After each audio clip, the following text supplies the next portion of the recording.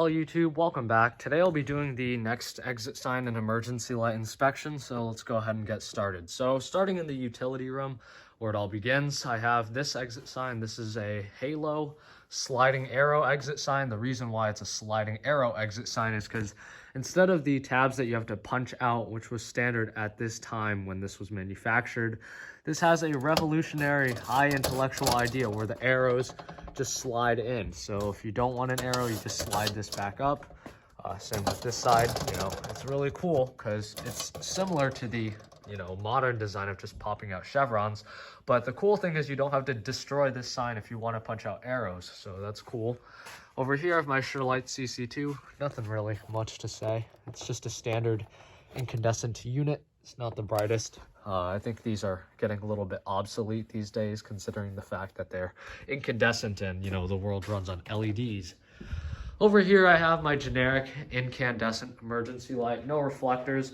This is an older variant, you can tell, because the test button and AC light are stacked vertically instead of right next to each other, but this one is really nice. I got this one new in box.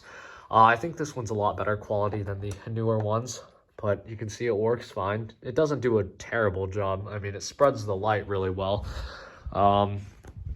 Over here, I have this exit sign. So this is a really decent generic. It doesn't look that nice on camera, but it is really cool. This is kind of based on the Surelight's LPX because of the test button design, I think.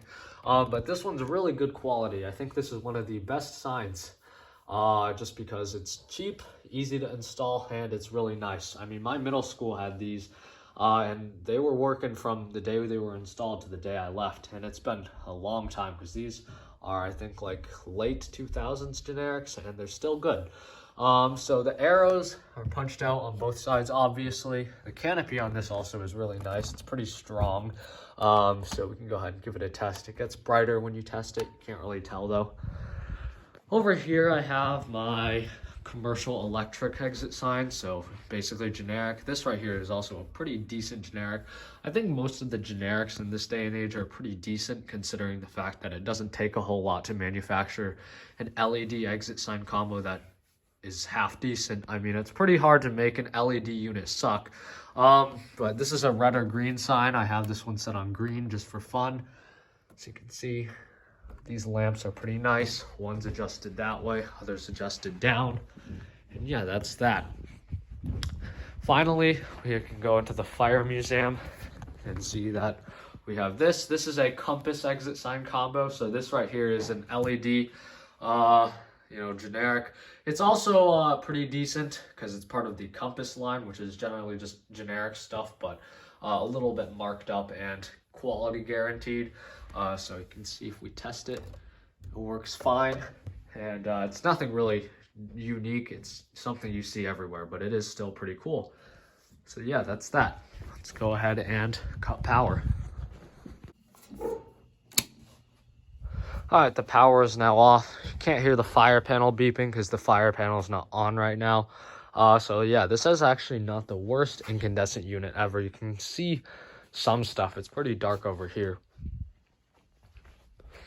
Workbench is well lit. You can ignore the very chunky 2x4. This is an AC only exit sign, so it turns off. Obviously, if we go this way, this is doing okay. You can see it leaves a lot of nice, like, weird shadows on the ceiling.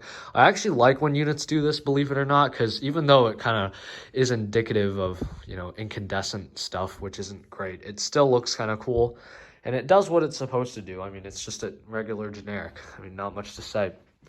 Like I said, this exit sign is really good. It's quite bright, lasts a long time. I forgot to mention there's an LM here, which is lighting up most of the stuff, but you can see, even without the LM, even though there's a lot of crap here, you can see this does a really nice job as well. I mean, just on its own, it's quite bright. So yeah, that's that. And then finally, you can do one more walkthrough into the fire museum. Again, this one's also pretty good. I think the exit sign is well lit, and also the heads are okay. I think they're just like 2-watt optics, but they light stuff up. I mean, you can see all of the fire extinguishers. You can probably identify some of the alarms that are around. So yeah, that's that. Thank you for watching this exit sign and emergency light test. Hopefully you enjoyed it, and I'll see you in the next one. Farewell.